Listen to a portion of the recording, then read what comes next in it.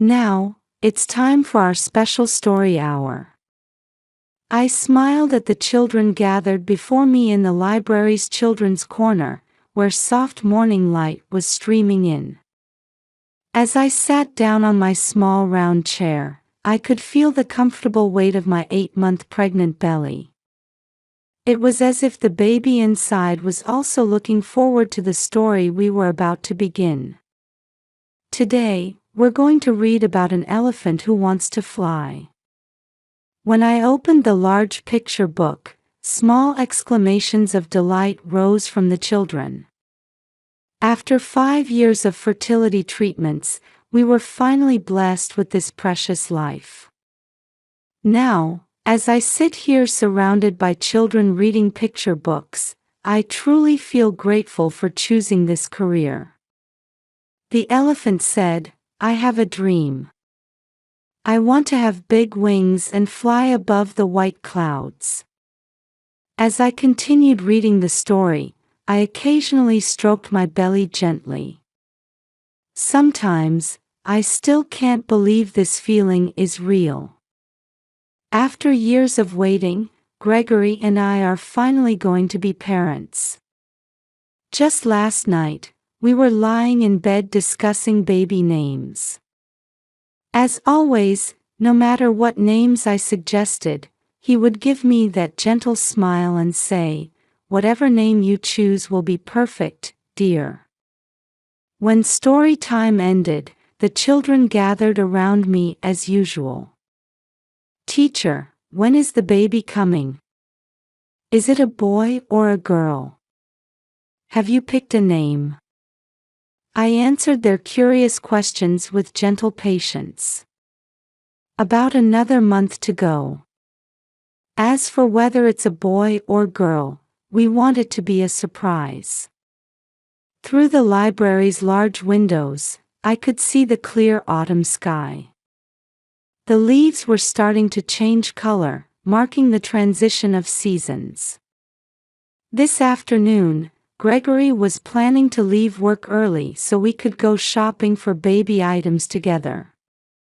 During lunch break, I got a call from him. His voice was as warm and steady as always. "We'll definitely find the perfect crib today. I want only the best for our baby." I couldn't help but smile at his words. 7 years of marriage, and he's always put me first like this.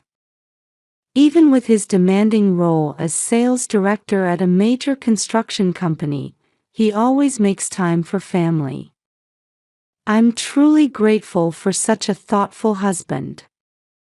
While organizing materials in the library's reading room, I was daydreaming about our shopping trip tonight. I'd already researched several stores online.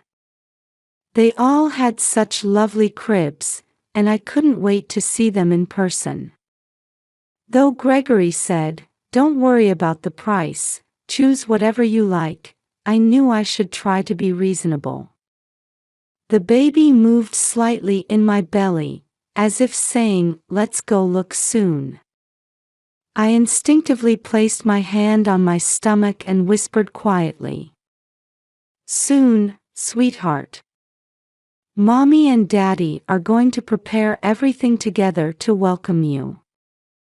The afternoon library was quieter than usual. Outside the window, autumn winds gently rustled the trees. It felt like this peaceful everyday life would continue forever. At 6 p.m., warm light illuminated the large display windows of Pottery Barn Kids. Remembering the morning at the library, my heart swelled with anticipation. Hand in hand with Gregory, who had left work early to come with me, we slowly entered the store. Soft lighting filled the interior, and Christmas decorations were starting to appear here and there. Though it was only October, preparations for the season had already begun. Outside, it was already dark, and a cold autumn rain had started falling quietly. Look, Rebecca. What do you think of this crib? Where Gregory pointed stood an elegant crib made of white wood. Delicate carvings adorned the rails, and the headboard curved gracefully. It looked like something straight out of a fairy tale. It's beautiful. Sensing the emotion in my voice, Gregory smiled with satisfaction. His smile held its usual gentleness, mixed with something that seemed like pride. Everything we had waited for these past 7 years was finally becoming reality. The difficult days of fertility treatments, the times we nearly gave up, the days we kept holding on to hope, it all led to this moment. Watching his profile as he asked the sales clerk for detailed information, I felt once again how fortunate I was to have chosen him. The safety features are perfect. It meets not only U.S. safety standards but also strict European requirements. Gregory nodded seriously at the clerk's explanation. I was already captivated by this crib. As I gently touched the white wood, I could naturally envision our baby sleeping here. Let's get this one. Gregory immediately agreed with my decision. If you like it, that's what matters most. His typical response. After completing the paperwork, delivery was scheduled for next weekend. Now, let's get dinner for you hungry ones. At Gregory's suggestion, we headed to the nearby Olive Garden. In the car, we talked about the baby's future. If it's a girl, I bet she'll love books just like you. Boys can love books too, you know. True. I'd like to teach them baseball too. Our time at the restaurant was filled with happy conversation. Over pasta, we discussed potential baby names.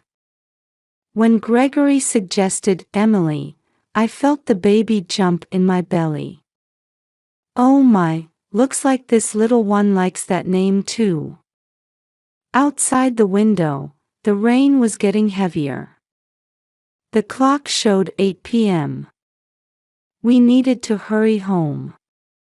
As we turned onto Green Bay Road, the rain intensified. The streetlights reflected off the raindrops, creating a dreamlike scene. Trees lining both sides of the road swayed in the wind, casting eerie shadows that were distorted and erased by passing headlights of oncoming cars. Quiet Mozart played on the radio, creating a strange harmony with the sound of rain. Despite the wipers running at full speed, visibility ahead was clouded. Gregory was driving more cautiously than usual. Be careful. He nodded gently at my words. The car interior was filled with classical music and a peaceful atmosphere. That's when we saw bright lights in the oncoming lane.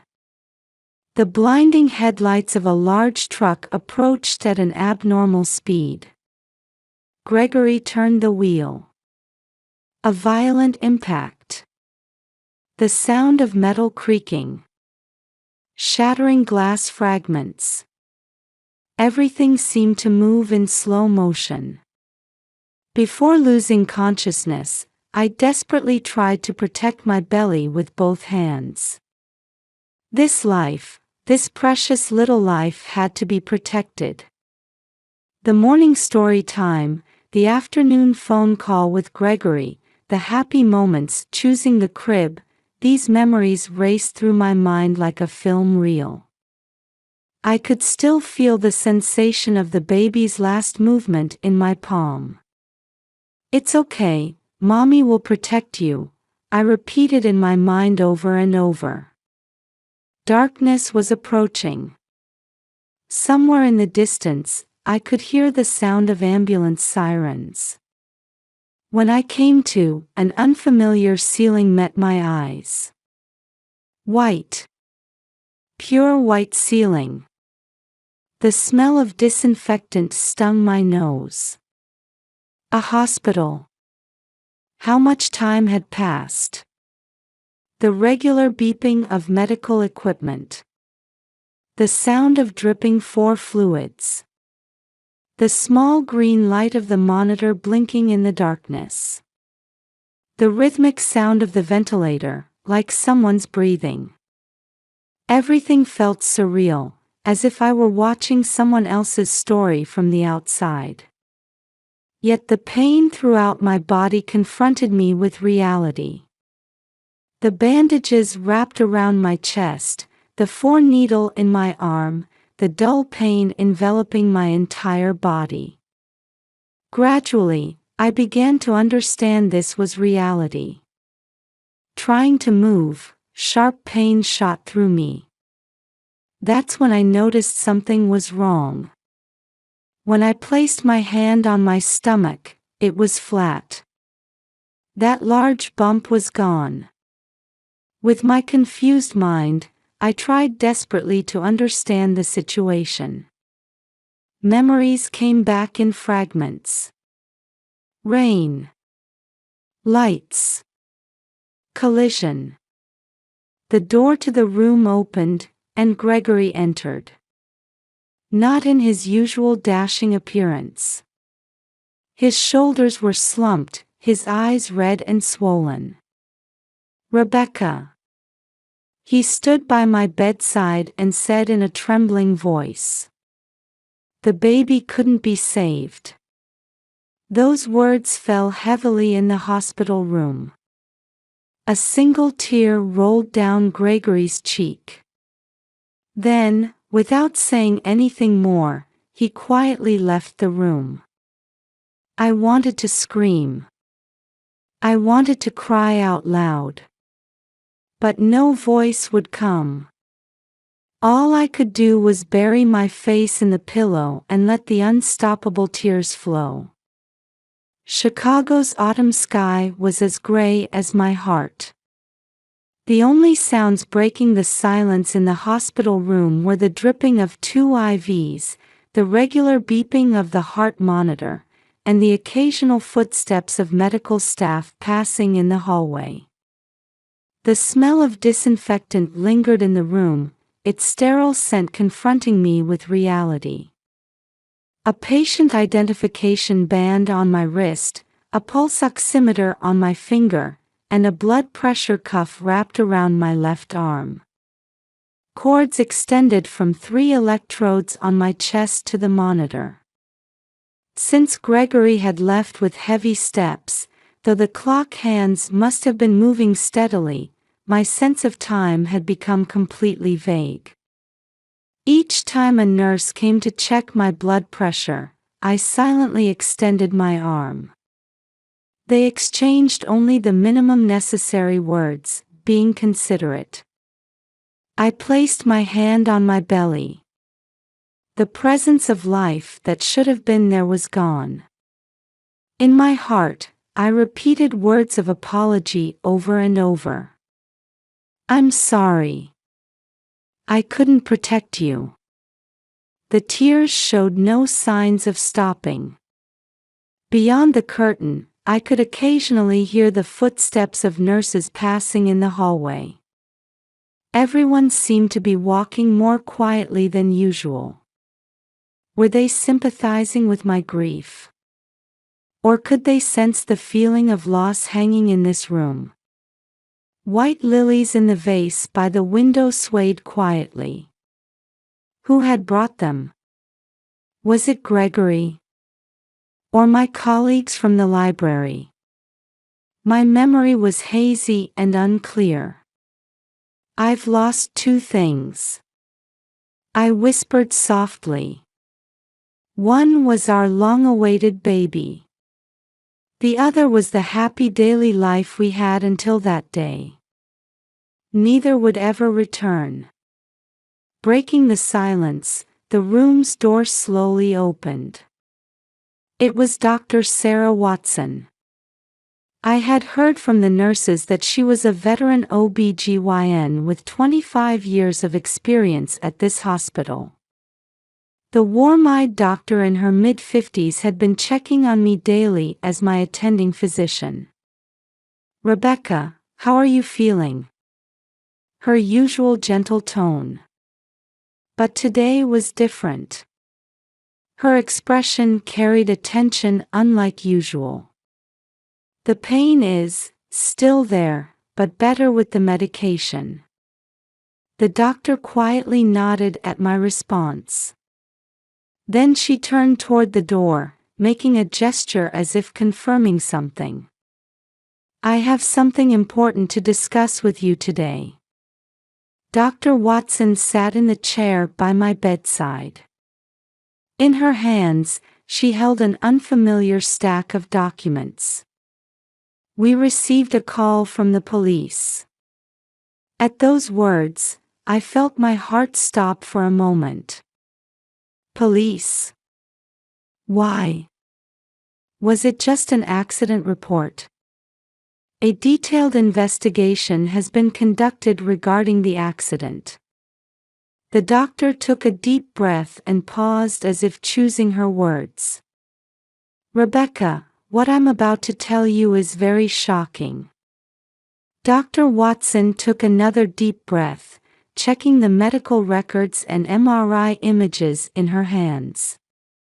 Her demeanor carried a tension unusual for a veteran doctor with 25 years of experience.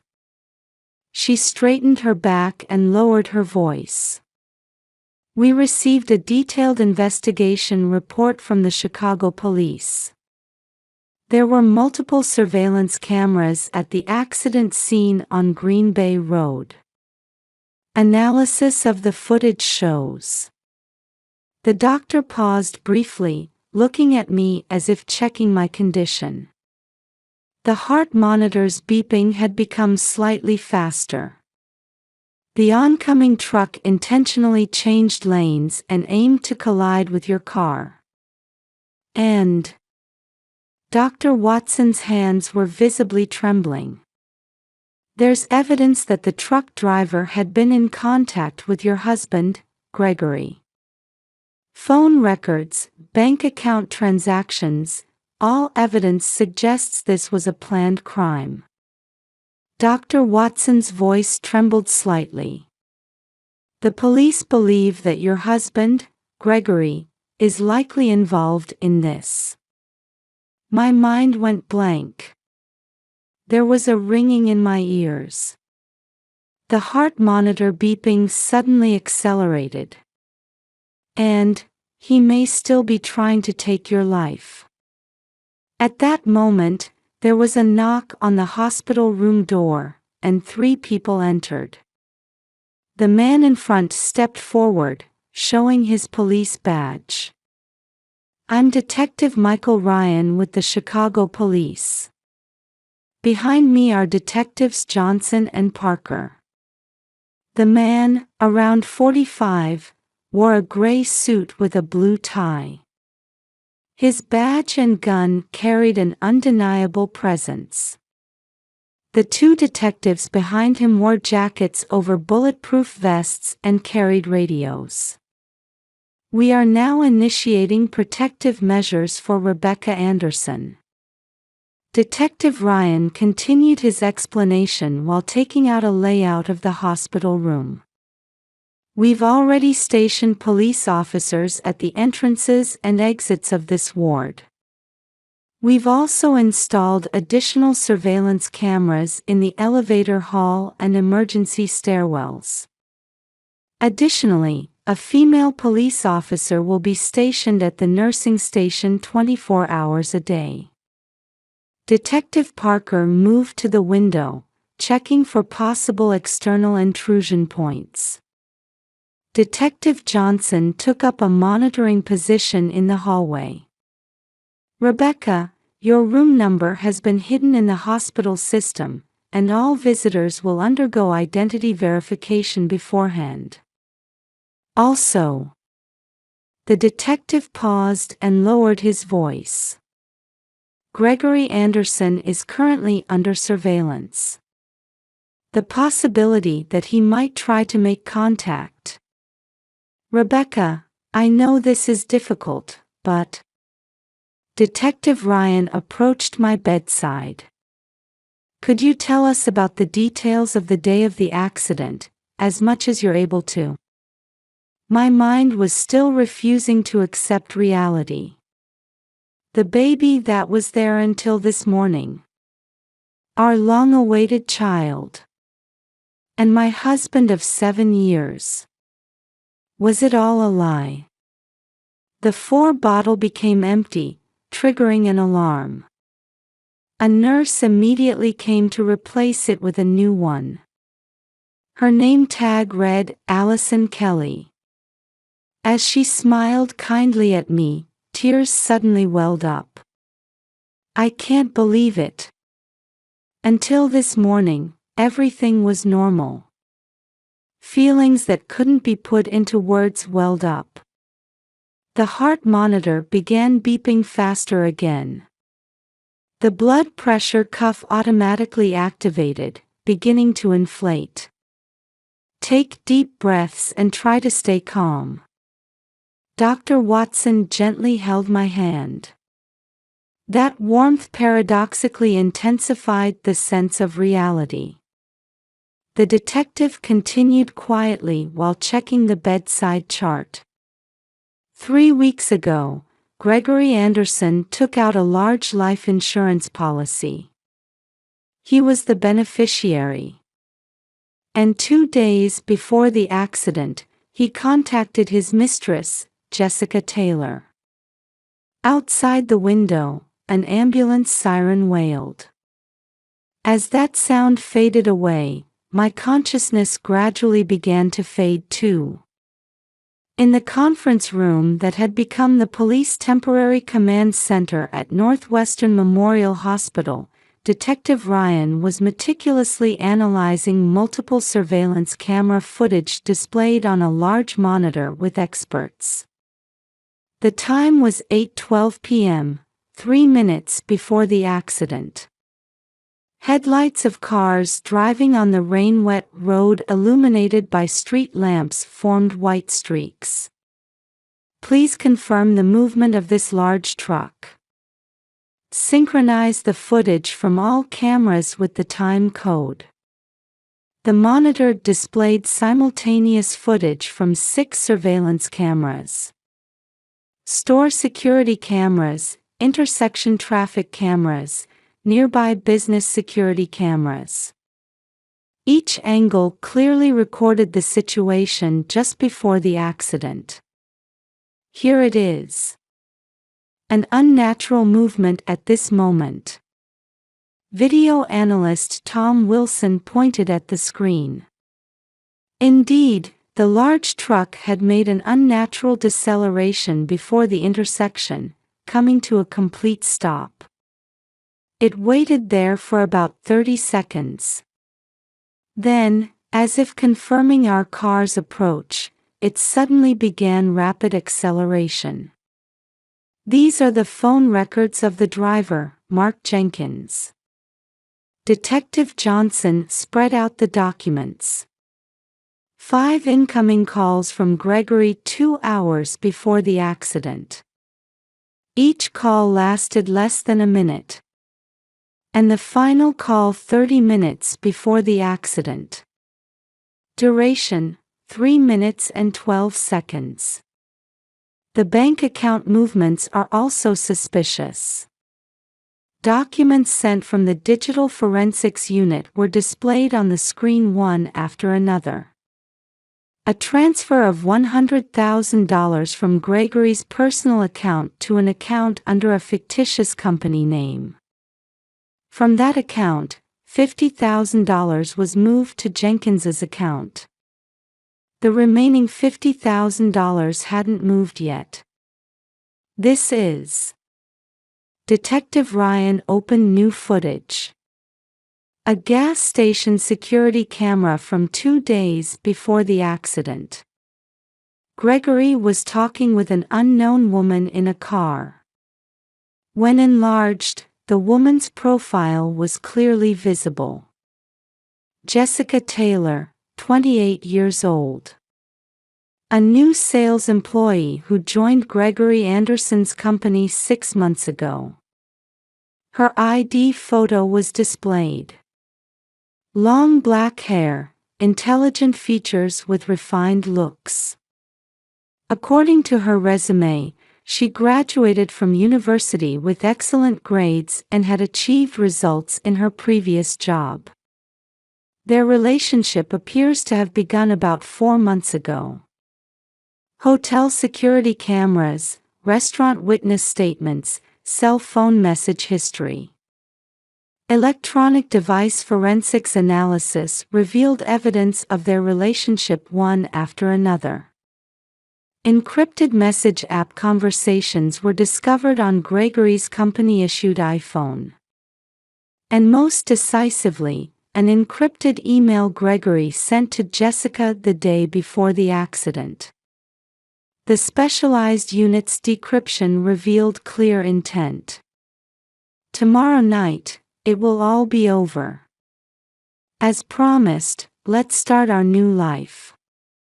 Word came in from investigation headquarters. A passport and $500,000 in cash were found in Gregory's home. Preparations for overseas flight. The suspect is now heading to the hospital.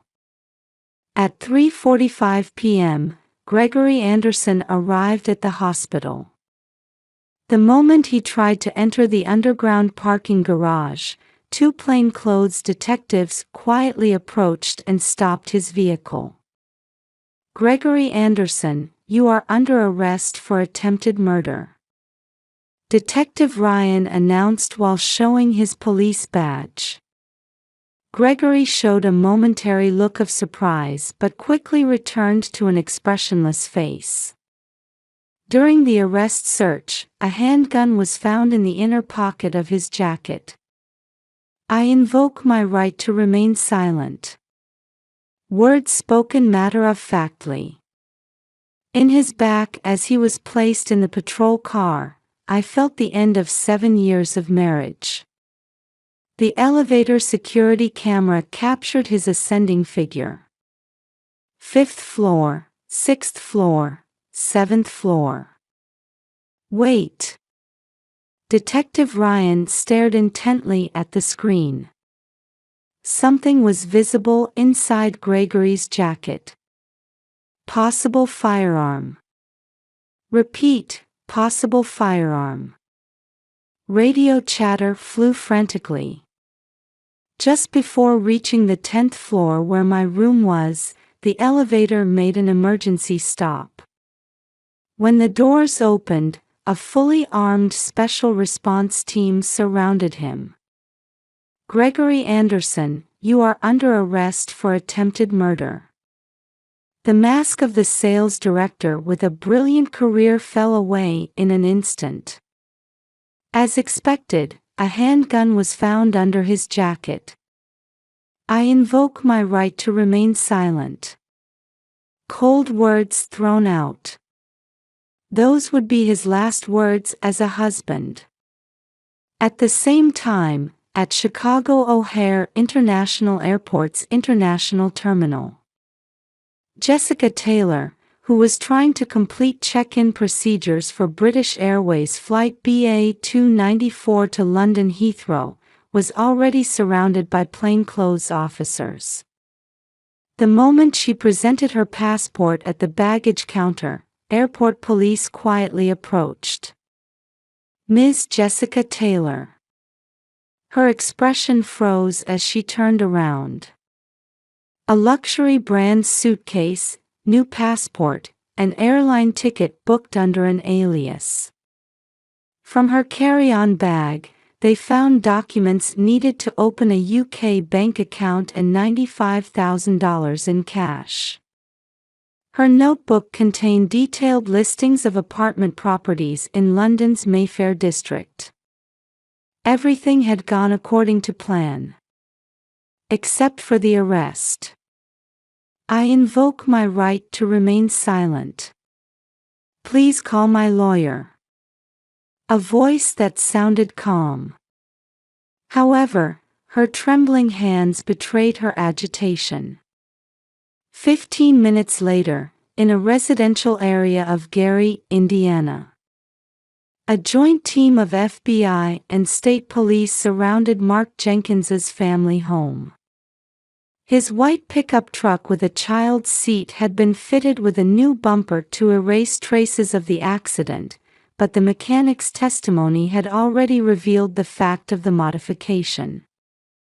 He immediately began confessing during questioning. Anderson said he'd give me $50,000 if I helped with the insurance fraud. At first, it was just supposed to look like an accident.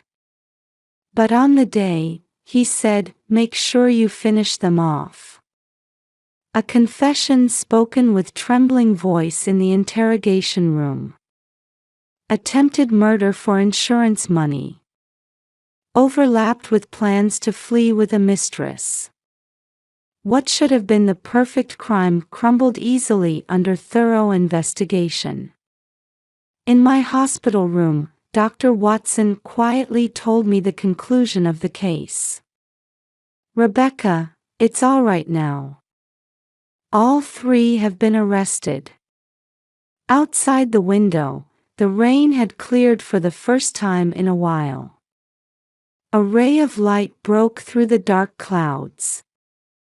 It seemed to herald the beginning of a new life. The defendant Gregory Anderson is hereby sentenced to 18 years imprisonment for attempted murder and attempted insurance fraud. Cook County Court, Illinois. As the judge's voice quietly echoed, I watched his back from the gallery. The truth revealed during the trial far exceeded my imagination. According to the defendant's testimony, this was a premeditated crime motivated by money. The prosecutor's voice resonated heavily in the courtroom. It was a despicable crime aimed at obtaining massive life insurance proceeds and fleeing abroad with his mistress. In his final statement, Gregory spoke for the first time. "I was cornered by company debt. When I met Jessica, I dreamed of a new life. But for that." At those words, I closed my eyes. Were 7 years of marriage that light to him? Jessica Taylor received a 5-year prison sentence. She spoke tearfully in court. "When I met Gregory, I thought I'd found true love. But I was wrong. Maybe I was just fooled by his lies." 1 year after the incident, I had started a new life in Newton, outside Boston. Light streams gently through the windows of the library's children's book corner, illuminating the bookshelves. "Rebecca, the manuscript for your new picture book was wonderful. My colleague Sarah speaks to me kindly. I had begun writing children's books. The protagonist is a small bird who finds a new path after overcoming difficulties. Thank you. I put a bit of my own experience into this story. On weekends, I participate in victim support group activities. Meeting people with similar experiences, we help heal each other's emotional wounds. There, I learned that I wasn't alone. Hearing everyone's experiences has given me the courage to move forward." The participants quietly nod at my words in the support group. Though carrying sadness, each person is walking their own path. At my new workplace in the Boston Public Library, no one pries into my past. Just days spent as a librarian, sharing the wonder of books with children. Sometimes, I still place my hand on my belly. But not from backward-looking emotions. Because that child was there, I was able to change. Outside the window, maple leaves shine in the autumn sunlight, as if announcing the beginning of a new season.